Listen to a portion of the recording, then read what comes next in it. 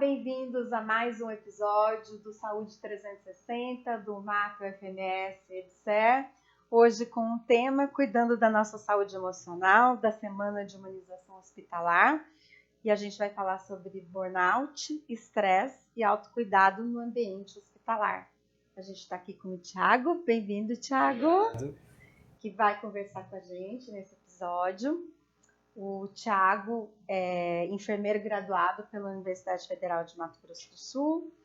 Ele é especialista em urgência e emergência em terapia intensiva através do programa de residência multiprofissional em pacientes críticos pela UFMS, especialista em preceptoria de residências em saúde do SUS pelo Hospital Sírio-Libanês, atuou no Hospital Santa Casa de Campo Grande, no ESF em Nova Andradina, Mato Grosso do Sul, e como professor substituto do curso de graduação em enfermagem da Universidade Federal de Mato Grosso do Sul. Atualmente, ele é enfermeiro assistencial no MAP e chefe da unidade de apoio à gestão de enfermagem do MAP. Thiago, para a gente começar, o que é a campanha de humanização hospitalar e qual que é o seu foco principal? Certo. Eu fui convidado para participar do podcast pela a Comissão de Humanização do Hospital. A gente tem uma parceria, já participei de outros eventos deles, né? Então, quero aproveitar para agradecer o convite da comissão, que me convidou para participar hoje aqui dessa conversa. E eles estão promovendo essa semana para relembrar do assunto de humanização no ambiente hospitalar. A humanização, essa conversa sobre humanização da assistência começou no ambiente hospitalar porque era um ambiente onde se pensava, se via, né, que o paciente estava mais exposto, estava mais vulnerável e o modelo tradicional de cuidar da saúde não tinha muito espaço para a participação do paciente. Ele é como se fosse a saúde num aspecto de produção, né? E o paciente era muito passivo nisso. Então, isso começou no hospital, depois avançou para o Brasil inteiro e hoje a gente está conversando sobre humanização num evento da Semana de Humanização, porque o Dia da Humanização, o Dia Nacional de Humanização é no dia 29 de novembro, né? Então, o foco da comissão é relembrar os profissionais de saúde, principalmente no ambiente hospitalar, desse assunto importante para a gente estar sempre retomando e vendo o que a gente pode melhorar em relação à humanização no hospital. Isso que é interessante, porque a humanização são dos dois lados, né? Do paciente e do profissional também. Exatamente. E aí a comissão se preocupou nisso, em trazer essa visão do profissional, porque somos todos seres humanos, né? É até um paradoxo a gente pensar em humanização num processo que é feito por seres humanos para seres humanos. Por que a gente precisa humanizar um processo que só tem seres humanos envolvidos, né? Justamente porque isso se perdeu. Tanto o profissional foi deixando de ser visto como um ser humano, como uma pessoa que também está envolvida ali no processo, quanto o próprio paciente. Então, a Semana de Humanização, o Dia da Humanização, o programa como um todo, tenta resgatar isso, resgatar o lado humano nesses processos de cuidar, né? Tanto do lado profissional quanto do lado do paciente. Thiago, quais são as principais causas de desgaste emocional na carreira da saúde? Então, a carreira da saúde é uma carreira que está muito suscetível ao adoecimento mental, ao desgaste profissional, por conta dos aspectos relacionados ao trabalho propriamente dito no cuidado da saúde, né? Fala-se muito sobre a frequência de exposição, o tempo de exposição e a intensidade da exposição na interação entre pessoas. Então, o desgaste emocional, o desgaste mental, o adoecimento mental está muito vinculado às relações interpessoais, né? Então, quanto mais intensos, quanto mais frequentes e quanto mais duradouros esses contatos, essas interações forem, maior o risco de isso acabar se tornando um adoecimento ou levando ao esgotamento, né? A gente sabe que profissionais de saúde, historicamente no Brasil, têm jornadas de trabalho muito longas, às vezes jornadas de trabalho até extenuantes. Hoje, nos cargos públicos de profissionais de saúde, é possível acumular jornadas de trabalho que ultrapassam 60 horas semanais, né? E aí sobra muito pouco tempo para o resto, para a gente se recompor, né? E aí, como se não bastasse a duração dessas interações, a gente está atuando profissionalmente, e aí entre esse contato profissional-paciente ou entre colegas, num contexto de adoecimento, num contexto de sofrimento, num contexto de morte, né? Então a intensidade dessas interações é muito forte, né? E o profissional de saúde, de modo geral, e aí a gente vê isso se agravar em profissionais como profissionais da enfermagem, eu sou enfermeiro, mas a gente vê isso se agravar nos profissionais de enfermagem porque o contato dos profissionais de enfermagem com esses pacientes também é mais frequente. Não só com os pacientes, mas também entre a equipe, porque a enfermagem, por definição, né, no ambiente hospitalar é uma profissão que trabalha em equipe, né? Então, de modo geral, os profissionais de saúde estão mais expostos a essa sensação de esgotamento, né? Justamente por ter essa interação profissional muito intensa, frequente e, na maioria das vezes, muito duradoura. Você acha que pós-Covid potencializou?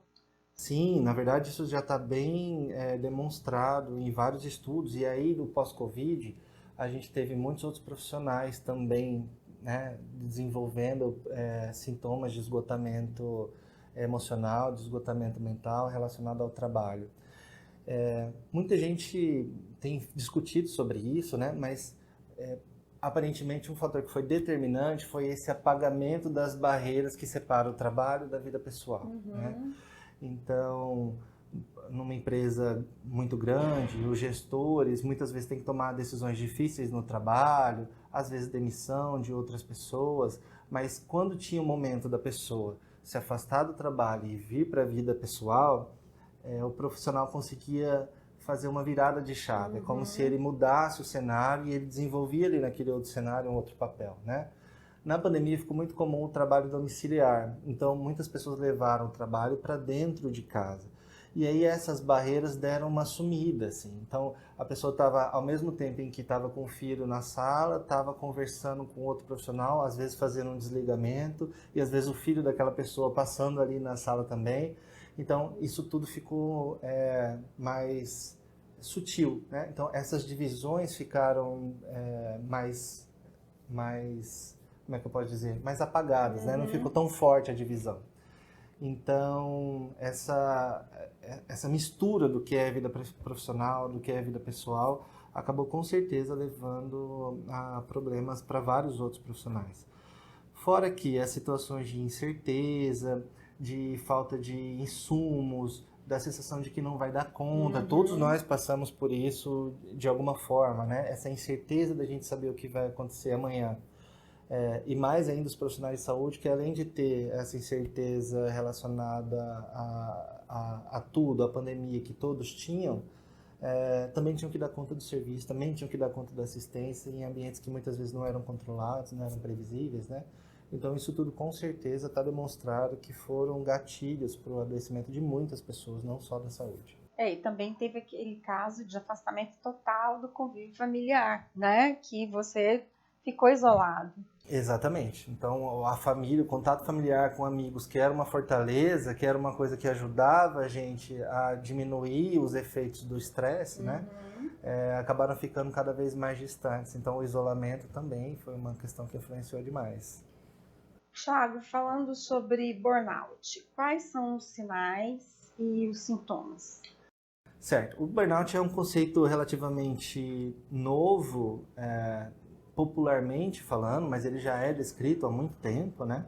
E ganhou força justamente nesse período pós-pandemia, mas pensando muito em como as relações de trabalho se desenvolveram hoje nos tempos modernos, né?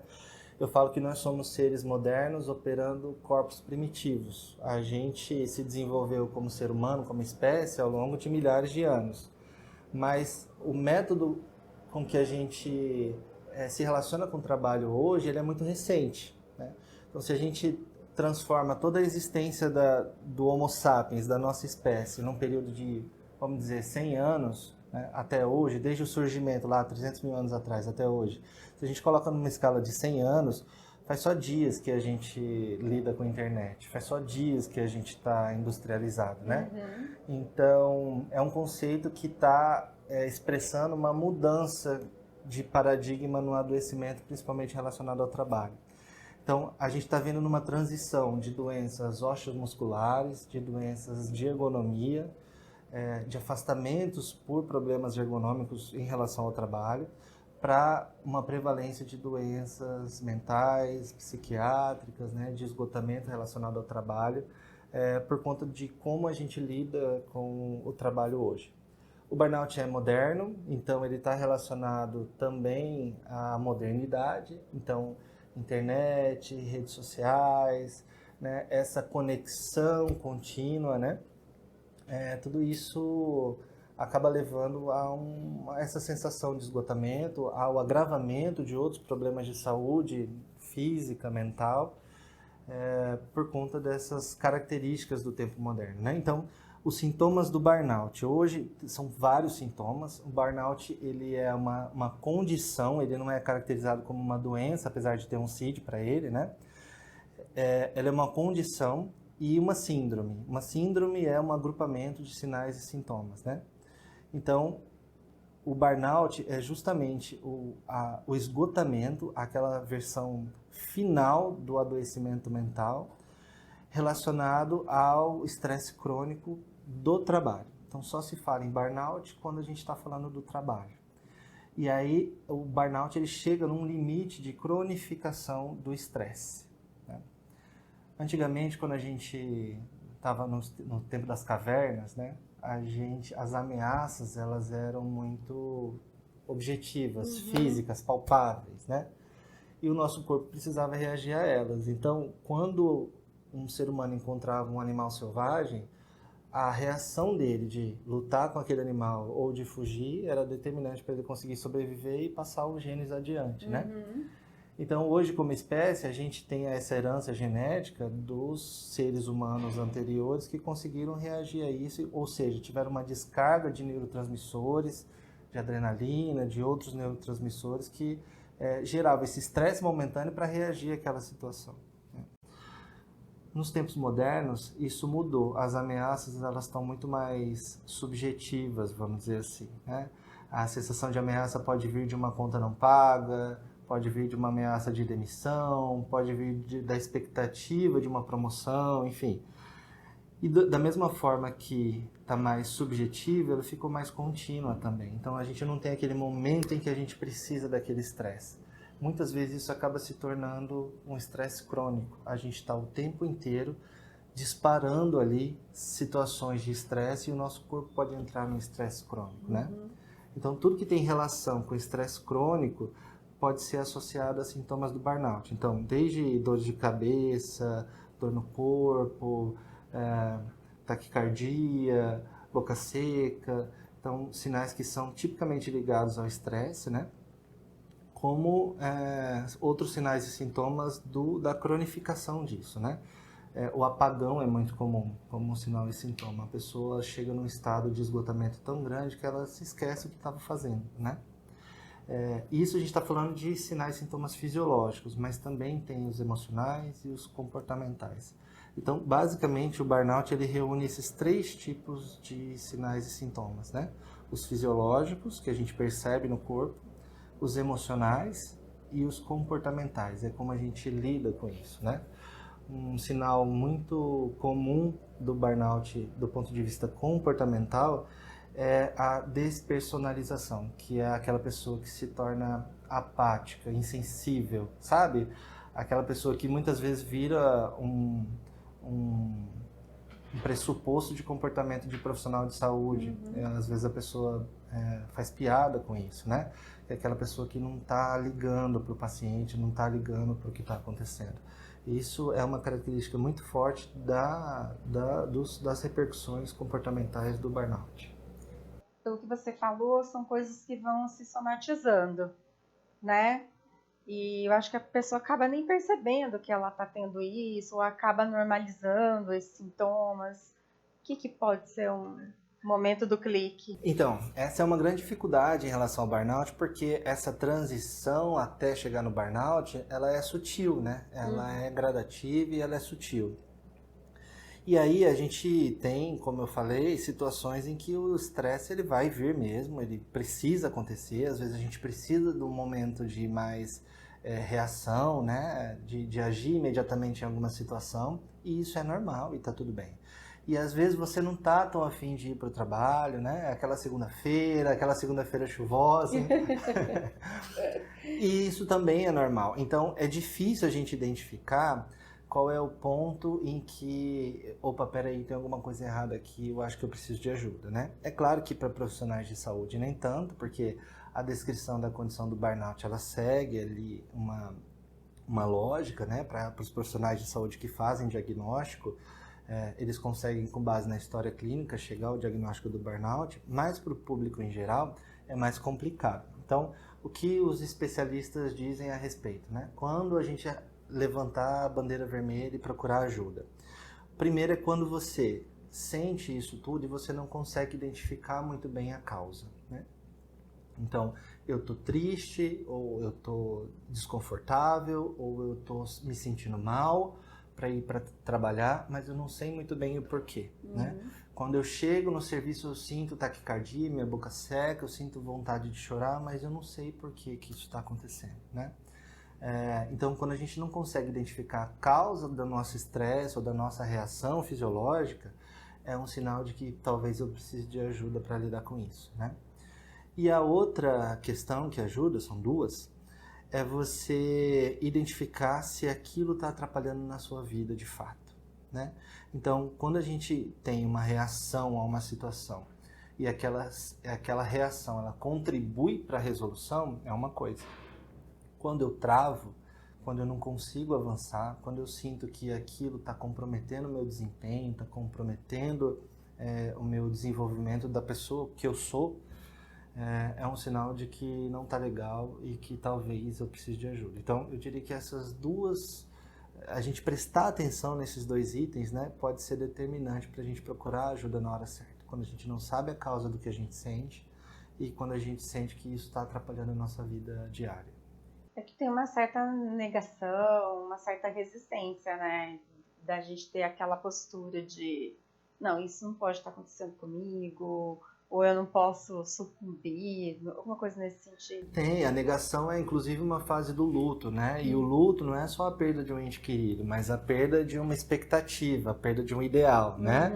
Então, a gente tem uma sociedade onde adoecer mentalmente é um estigma, né? Ninguém tem vergonha de andar de muleta na rua, ninguém tem vergonha de colocar uma tala, mas as pessoas têm vergonha de dizerem que vão ao psiquiatra, que fazem um tratamento, que fazem psicoterapia, né? Porque a sociedade criou esse estigma, né? E tem sim essa relutância. E é curioso porque a gente, como eu falei, está numa transição de adoecimento no trabalho. A gente está vindo de um adoecimento mais osteomuscular para um adoecimento mental, né? A prevalência tem subido muito. E a gente teve, no início da década de 90, com o uso dos computadores nas empresas, todo um movimento para que as pessoas parassem de adoecer tanto de doenças osteomusculares. Então, lá atrás falou-se em ginástica laboral, alongamento, exatamente. Até a gente chegar no passo da ergonomia, teve um tempinho ali onde a gente ficou depositando a responsabilidade no indivíduo, né? Então, primeiro, é frescura, eu trabalho em pé, eu trabalho tantas horas sentado e nunca senti nada, você trabalha no ar-condicionado no computador e está falando que o trabalho está te dando uma síndrome do túnel do carpo, né? Então, primeiro tem esse estigma, depois tem a responsabilização do indivíduo. Você tem que fazer academia para fortalecer, você tem que fazer ginástica, você tem que fazer alongamento, você tem que fazer uma série de coisas para prevenir, até que a gente evoluiu e a gente chegou ao ponto da ergonomia, que é a gente pensar num ambiente de trabalho que não favoreça o adoecimento por doenças osteomusculares. Então, hoje a gente vai comprar uma cadeira dessa, a cadeira já tem um apoio para lombar, já tem apoio para os braços, já tem ajuste de altura, ajuste de encosto, né? O mousepad já tem o apoio para o punho, então uma série de coisas que foi estruturada no ambiente de trabalho para evitar o adoecimento por essas doenças. A gente está vivendo a mesma coisa agora nessa transição do adoecimento mental, né? Então, tem a coisa do estigma, tem a coisa de responsabilizar a pessoa que adoece, tem a coisa de esperar que a pessoa assuma toda a responsabilidade para evitar o adoecimento dela, mas a gente está avançando para a ergonomia psicológica, né? Ergonomia emocional nos ambientes de trabalho. A gente teve um avanço esse ano, que foi a publicação oh meu Deus, NR. Vou começar de novo. A gente teve um avanço esse ano, que foi a publicação da NR01, que fala das medidas de prevenção do adoecimento no trabalho, e pela primeira vez fala-se sobre medidas de prevenção do adoecimento mental no trabalho. Isso foi o fruto de muita evolução, muita discussão sobre isso. Hoje fala-se também sobre EPIs de saúde mental, os equipamentos de proteção individual de saúde mental. E o que ele cita, por exemplo? Por exemplo, o direito à desconexão. Desconexão? Então, a desconexão. O direito à desconexão é considerado um equipamento de proteção individual para a saúde mental. Mas o que seria isso? Seria você não ter que estar o tempo inteiro disponível para o seu trabalho. Entendi. Uhum. Então, a tecnologia, quando ela veio, ela trouxe uma série de outras oportunidades, e a lógica do trabalho, ao invés de aproveitar a tecnologia, né, para melhorar as condições de trabalho, focou na produtividade. Uhum. Então, a pessoa que resolve problemas, agora ela pode resolver problemas da casa dela. Né? Ou seja, mas aí ela tem que estar disponível. Ela tem que estar disponível o tempo inteiro. Uhum. Ela pode, ela está acessível, né? Às vezes a gente tem que fazer um esforço para a gente não entrar em contato com as pessoas fora do horário de trabalho, né? Porque ela está acessível, é só mandar uma mensagem no WhatsApp para ela. Mas essa pessoa ela tem que ter direito a se desconectar, ela tem que ter direito a ter um horário determinado de trabalho, né? E esse direito é considerado um equipamento de proteção individual para a saúde mental, né? Então, interessante. NR01? A NR01 trata de ações para evitar o adoecimento, mas não especificamente sobre EPIs de saúde mental. O conceito de EPI de saúde mental foi desenvolvido por uma jornalista brasileira que teve um apagão né, durante um burnout, uma síndrome de burnout, um apagão ao vivo, né? E ela começou a estudar e publicar muito sobre o assunto. Então esse conceito surgiu com ela, não vou me lembrar o nome dela agora para falar. Ela ficou bem famosa, eu também não estou lembrando o nome dela, mas ela levantou bastante essa bandeira, né, e de trouxe muito para a discussão, né?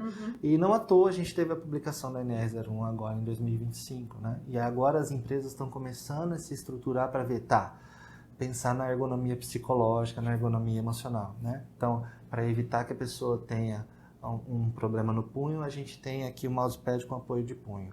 E para evitar que a pessoa tenha um adoecimento mental no trabalho, o que a gente vai fazer, né? Então, é isso. As empresas precisam pensar e se organizar para pensar nisso. É engraçado você falando isso, eu lembrei daquele livro do Alvin Toffler, das ondas. E ele, isso é mais relacionado à comunicação. E aí ele fala, primeira onda, segunda onda, né? E uma onda, ela não apaga a outra que está chegando. Então é mais ou menos isso que a gente vive, né? Quando você fala isso, a pessoa não pode, ela tem que ter aquele momento ali de desconexão. Só que a nossa cultura não permite isso. A gente vem de uma cultura que fala para você que você tem que estar disponível 24 horas, porque senão você está sendo negligente ou incompetente em relação ao seu trabalho, né? E engraçado também, porque hoje uma amiga minha mandou uma figurinha no WhatsApp e ela falou assim, olha que bonitinha, era Hello Kitty. Ela, que bonitinho, minha mãe que mandou para mim, ela aprendeu a salvar figurinha. A mãe dela tem 80 anos. Então eu falei, gente, pensa a cabeça dessa pessoa, de que ela vem de uma geração que a gente fazia ligação via discagem, né? Telefone com fio. Hoje você tá com o WhatsApp, tem uma figurinha. Então imagina assim a mentalidade dessa pessoa. Como que ela tem que se moldar a outras realidades, né? Então é difícil isso, a gente ter que se moldar a coisas que pra gente é um modelo do passado, né? E você falando da produtividade, né?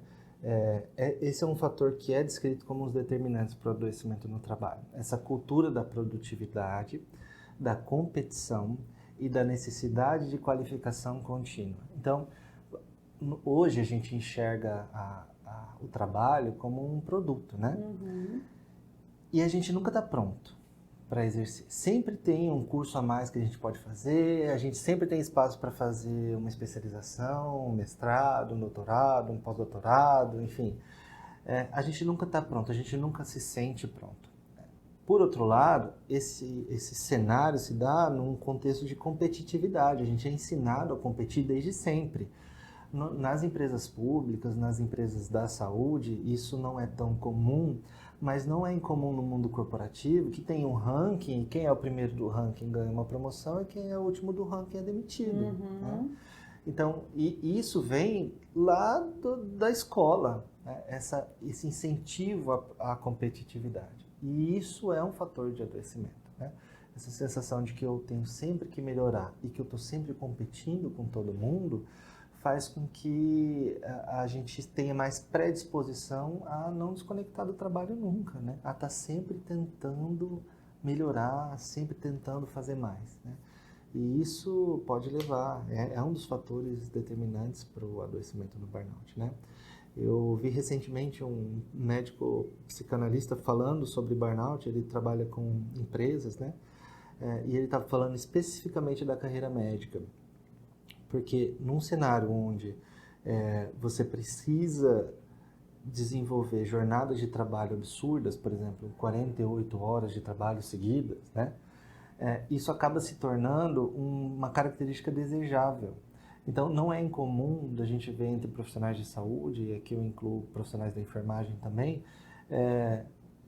dizendo, olha, eu fiz 48 horas de trabalho consecutivas, eu fiz 36 horas de trabalho consecutivas. Achando normal isso, né? Como uma coisa positiva, não é como uma coisa aceitável, mas como uma coisa positiva, né?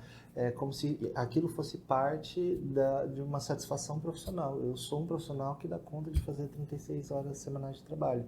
E o resultado disso é trágico. Que tem todas as consequências depois, né? Então, amplamente divulgados na literatura dos efeitos de restrição de sono, de falta de alimentação, de exercício físico, excesso de trabalho e por aí vai. Falta de sono. Tiago, como que a gente pode cuidar da nossa saúde mental no cotidiano hospitalar? Então, como a gente estava falando do ambiente de trabalho que adoece, né? Eu acho muito importante que a gente não deixe de olhar para ele também. Eu acho que estratégias individuais para melhorar a nossa resiliência, a nossa capacidade são muito bem-vindas. Eu gosto muito de ler sobre isso, de estudar sobre o assunto, mas eu acho que a gente não pode perder o foco de que a gente também tem que olhar para o ambiente, né?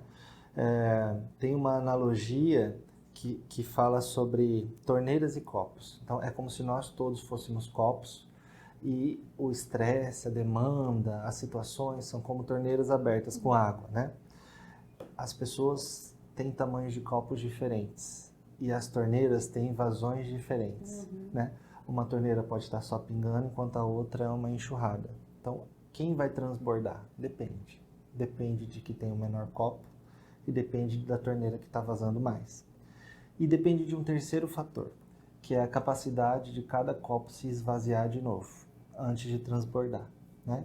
Então, eu gosto muito dessa analogia porque demonstra os 3 pontos onde a gente precisa trabalhar para evitar o adoecimento ou para pelo menos melhorar as condições da nossa saúde mental no trabalho, que é a nossa capacidade de se recuperar das situações, né?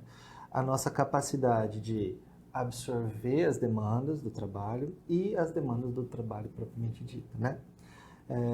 Nem sempre a gente consegue interferir na torneira. Nem sempre a gente consegue fechar o fluxo da torneira, né? Algumas vezes sim. A gente provavelmente está falando para muitos gestores aqui, né? Então, provavelmente muitos dos gestores que estão ouvindo a gente têm a capacidade, a possibilidade de apertar um pouquinho a torneira no local onde trabalham. Às vezes não. Mas cada um de nós tem a possibilidade de melhorar a forma como a gente consegue esvaziar o copo, né? Então, questões genéticas, questões intrínsecas da pessoa podem favorecer o desenvolvimento de burnout e outras doenças mentais relacionadas ao trabalho, né? E a gente também não tem muita governabilidade sobre isso, que é o copo, né? Que é o tamanho do copo. Uhum. Então, vamos trabalhar onde a gente consegue mais, onde a gente tem maior impacto, que é na capacidade de esvaziamento. E aí, parece meio clichê, mas a gente volta nas questões de o que os estudos estão mostrando que tem maior impacto sobre isso. Sono reparador, então tem que ser um sono nas condições ideais, com higiene do sono, com tempo de sono adequado, atividade física e alimentação, né? Esses são os pontos principais que têm maior impacto sobre a saúde mental. E aí, fora isso, muitas outras coisas podem ajudar também. Como você falou, a interação entre pessoas, familiares, né? Interações benéficas, de apoio, ajudam muito também. Inclusive as interações dentro do próprio trabalho. Eu gosto muito de falar sobre um estudo de Harvard, que é considerado um dos estudos mais longos da história. Ele começou em 1932, se eu não me engano, avaliando profissionais da universidade e algumas pessoas, alguns homens jovens do bairro do Brooklyn, nos Estados Unidos. Uhum. E aí foi acompanhando a vida das pessoas. O objetivo desse estudo era realmente acompanhar a vida das pessoas e identificar lá na frente quais foram fatores determinantes para a qualidade de vida ao longo da vida inteira. Quanto tempo de estudo?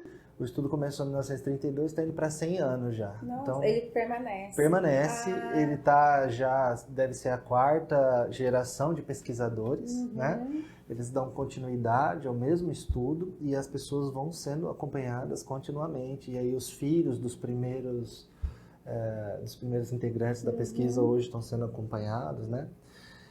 E eu acho muito interessante que as diferentes gerações de pesquisadores chegou a um ponto assim, que é inequívoco em relação à qualidade de vida, que são as interações, as relações entre as pessoas. E isso foi determinante para a pessoa ter uma vida que lá no final ela considerou que foi digna, que foi prazerosa, que valeu a pena, né? E que adoeceu em melhores condições, né? Melhores condições de saúde, melhores condições de vida mesmo, né? Então, as interações interpessoais parecem ser o fator mais determinante para que a pessoa tenha uma vida de qualidade. E aí envolvem também as relações do trabalho. O estudo diz claramente, né, que relações entre familiares, cônjuges, filhos, quando essas relações eram fortes, quando essas relações representavam uma coisa determinante na vida da pessoa, né? Isso lá na frente teve um efeito positivo na qualidade de vida da pessoa. Mas também as relações do trabalho. Então, já que a gente tem hoje jornadas de trabalho, vão de 30 a 60, às vezes até mais de 60 horas semanais, e a gente está numa profissão, né, os profissionais da saúde, mas a maioria dos profissionais que lidam muito com outras pessoas, então é melhor que a gente tenha relações interpessoais que sejam fortes, que sejam saudáveis, que sejam significativas para a gente, né? Para que isso tenha um efeito na nossa saúde a longo prazo, né? Isso comprovadamente tem um efeito. Então, além do exercício físico, do sono e da alimentação, eu acho que cultivar boas relações interpessoais é uma coisa que faz muito efeito assim, na qualidade de vida, no trabalho e fora dele também. É que acaba tudo meio que caminhando também, né? Que primeiro, a gente fica mais tempo aqui no trabalho do que em casa, realmente, né? E quando você tem uma boa relação com as pessoas do seu trabalho, tudo flui melhor. As conexões são melhores, os caminhos são mais fáceis, né? Por outro lado, quando a relação não é boa, é fonte de adoecimento. Nossa, né? É difícil. Thiago, como é que a gente enfrenta, então, os desafios do dia a dia no SUS? O Sistema Único de Saúde é maravilhoso, eu sou um grande fã. Sou suspeito de falar, mas sou um grande fã. Mas ele tem uma série de outros problemas que precisam de atenção, que precisam do interesse da sociedade como um todo para resolver, que interferem nisso tudo que a gente está falando, né? Então, quando a gente tem uma situação de incerteza, quando a gente tem uma situação de subdimensionamento, de um trabalho ser extenuante ou sem recursos, isso tudo são fatores que podem levar ao adoecimento dos profissionais. Além disso, quando essa situação se perpetua, e aí a gente volta a falar da desumanização do profissional, né? Leva para a população em geral uma ideia de que aquele profissional é responsável por aquilo, de que ele precisa dar conta do meu problema agora, e não se vê esses outros aspectos ligados à assistência à saúde, que envolve uma assistência à saúde de qualidade, e eu estou falando especificamente da saúde no SUS. E aí a gente vê situações assim, terríveis, né, acontecendo, como agressão a profissionais de saúde. Profissionais de enfermagem são especialmente vítimas de agressão. No estado de Mato Grosso do Sul, os números são assustadores, né? E no Brasil inteiro isso acontece, né? Então, é uma situação muito delicada e que a gente precisa olhar com cuidado como sociedade, né? Como um todo. Então, os profissionais de enfermagem são profissionais que adoecem muito relacionado ao burnout. O que a gente tem que pensar é o que está acontecendo nos processos de trabalho onde esses profissionais estão inseridos, que esses profissionais estão adoecendo tanto. E a mesma coisa para outros profissionais de saúde, né? Então, quando a gente fala no SUS, eu acho que como sociedade a gente precisa olhar para como os processos de trabalho no SUS estão se dando e ver o que a gente pode fazer para melhorar essas relações no trabalho, essas relações entre profissionais e pacientes, para que situações como essa não aconteçam, né? Para que a gente possa proteger os dois, né? Os pacientes e os profissionais. Que é a Política Nacional de Humanização do SUS? A Política Nacional de Humanização começou em 2003, ela foi divulgada e aí a partir daí várias ações foram feitas. Então, ela veio de iniciativas de humanização, campanhas que começaram com foco hospitalar e depois foram tomando conta do SUS como um todo. E hoje a gente já tem mais de 10 anos da PNH, a Política Nacional de Humanização, conhecida como Humaniza SUS também. Eu, no início da graduação, participei de algumas ações lá do comecinho do Humaniza SUS. Então, é um programa nacional que vem se desenvolvendo e amadurecendo ao longo do tempo e que o objetivo é justamente esse, garantir a humanização dos processos de cuidar no âmbito do SUS, né? Tem diretrizes, princípios que norteiam, né? Mas basicamente é a transversalidade, né? Ou seja, a necessidade de interação entre áreas diferentes do conhecimento de saúde para dar conta do atendimento à saúde daquele paciente. O protagonismo do paciente, ele tem que ser inserido no processo de cuidar, nas decisões que são tomadas em relação a ele, né? E a ampliação da clínica. A gente vê o cuidado como um processo abrangente, não só centrado ali naquele ambiente, principalmente hospitalar, mas a gente não está falando só de hospital aqui, né? A PNH envolve todos os cuidados do SUS, mas pensar em ampliar isso, porque o contexto de adoecimento, na verdade, ele é muito amplo, né? Os determinantes de adoecimento e de saúde, eles envolvem questões sociais, psicológicas, ambientais, psicológicas, biológicas, saneamento, questões econômicas, enfim. E para a gente dar conta de fazer um cuidado de saúde efetivo, né? É preciso que a gente amplie esse cuidado, que amplie a clínica também. Então, são esses 3 princípios principais e uma série de diretrizes que norteiam a Política Nacional de Humanização no SUS. Que, na verdade, ela inclui os dois lados, né? Sim, sim. Então, tem as questões de direitos dos usuários e de deveres dos usuários, né? E aí, claro, humanização como um todo, né? Então, o profissional, ele, na verdade, é um processo que foi um pouco custoso para alguns profissionais de saúde, porque ficar nessa posição de superioridade e de distanciamento em relação ao paciente é, de certa forma, confortável, né, para o profissional. Então, se aproximar do paciente e entender que os profissionais de saúde não são donos da verdade e que os conhecimentos do próprio paciente precisam ser levados em consideração e que a saúde, na verdade, vai ser uma construção entre as partes, entre o serviço e o paciente, foi um processo de desprendimento, que teve uma mudança de cultura, né?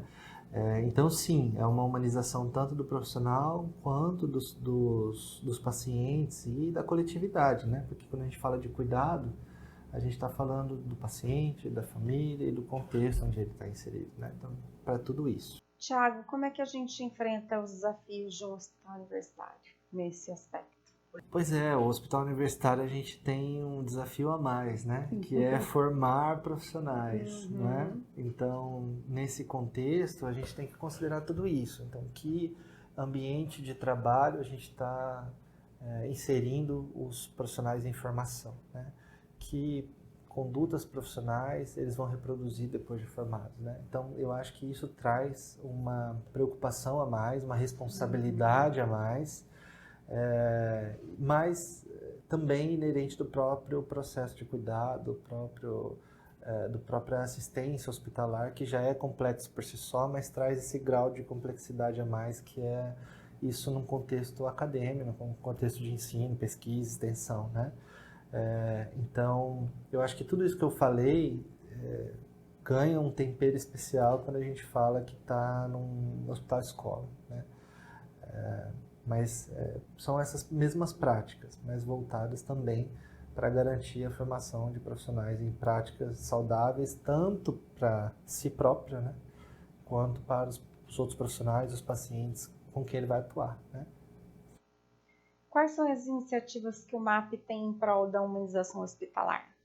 Então, o MAP tem a comissão de humanização, a comissão superativa. Em janeiro eles fizeram o Janeiro Branco, uma série de ações relacionadas ao fortalecimento da saúde mental. Essa semana de humanização também está sendo desenvolvida pela comissão de humanização e uma série de outras atividades ao longo do ano, pensando nisso, né? Pensando na humanização e pensando nos pacientes e nos profissionais como um todo. O MAP é uma empresa pública, ele faz parte da EBSER, que é uma empresa pública, né?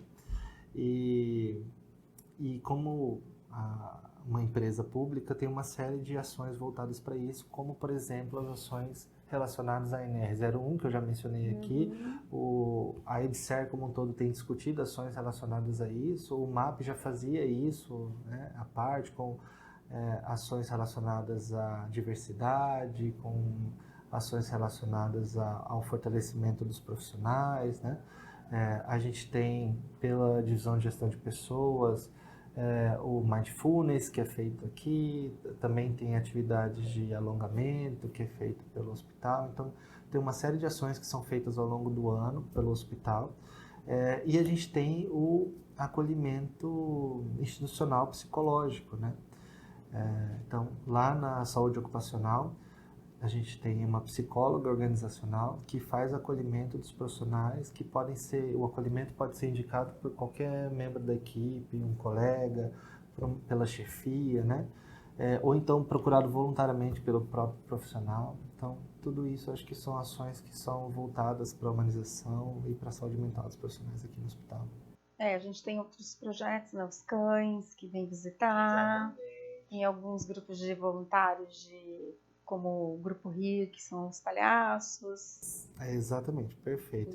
Super-heróis, o MAP é diferenciado, a gente tem bastante coisa, né? E tem até a própria equipe que desenvolve algumas ações. Eu não sei se você se recorda de uma paciente que ficou internada aqui e que ela assistiu num programa de culinária fazendo um estrogonofe. Eu vi, fizeram um estrogonofe para ela. Fizeram estrogonofe para ela e foi uma emoção. Então é isso que eu acho bacana, assim, ó, a equipe tem sempre esse olhar. Eu lembro também na época da pandemia que a equipe noturna recebeu uns sanduíches, foi super bacana também, a equipe se sentiu mega valorizada. E você distribuiu, não foi? Sim, participei também. Não, a gente vê que as equipes são muito engajadas nessa questão, né, de humanização. Então, isso realmente é uma questão que está, assim, na veia dos profissionais do nosso hospital e eles trazem isso para o dia a dia. Então, a gente vê festa junina com os pacientes participando, né? Natal, Páscoa, com todo mundo ali, com festa, com distribuição de ovo de Páscoa, né?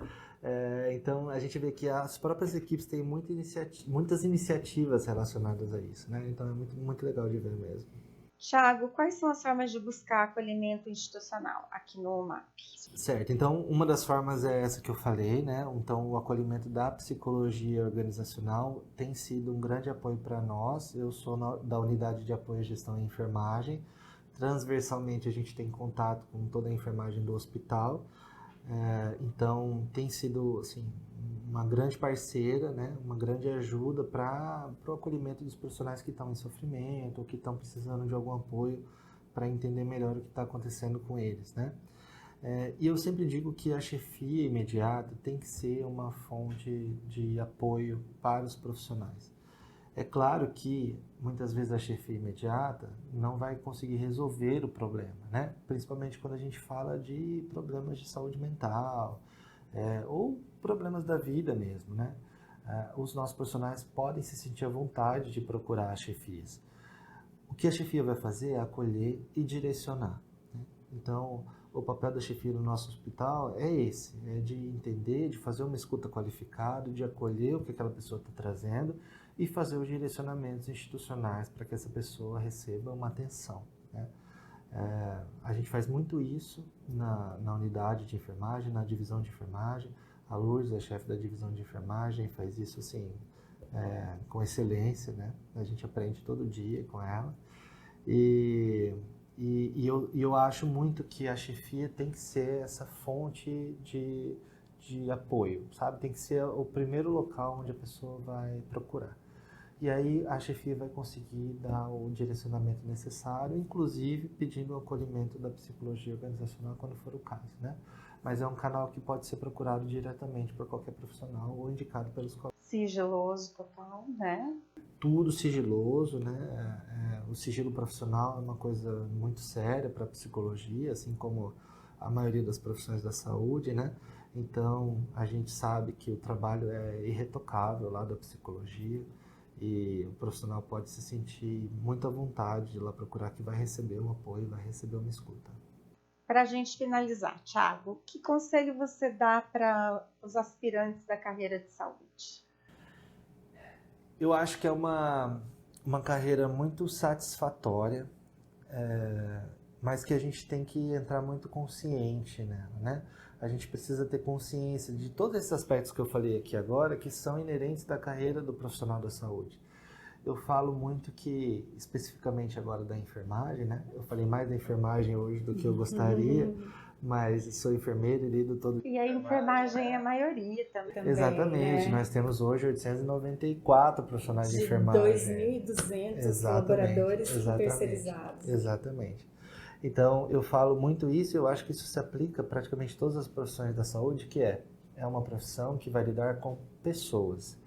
É claro que a gente tem o enfermeiro auditor, mas esse enfermeiro auditor lida com documentação, com processos de trabalho que são feitos por pessoas, né? Então, qualquer área da enfermagem, e eu acho que isso se replica em muitas outras áreas de atuação profissional, a gente vai ter o contato com pessoas. Então, eu acho que quem almeja entrar nessa área, se profissionalizar na área da saúde, precisa entender isso e precisa se preparar para isso, né? Então, a gente precisa desenvolver habilidades, competências relacionadas à interação entre pessoas. A gente precisa desenvolver a nossa comunicação não violenta, né? A gente precisa desenvolver a nossa inteligência emocional, a gente precisa desenvolver a nossa capacidade de dar e de receber feedbacks construtivos, né? Então, eu acho que a maior dica que eu posso dar, na verdade eu faço isso sempre que eu posso para os acadêmicos, né? Para quem está entrando na área, é desenvolva habilidades, desenvolva competências relacionadas à interação entre pessoas. Porque eu acho que isso é o que alguns autores estão chamando de soft skills, né? são essas habilidades leves, que está ganhando cada vez mais força no mercado de trabalho. E não só pensando no aspecto de ser ou não contratado, de ter ou não um bom salário, e isso com certeza influencia também, mas pensando em se sentir bem fazendo o que faz, se sentir competente, se sentir assertivo no trabalho, né?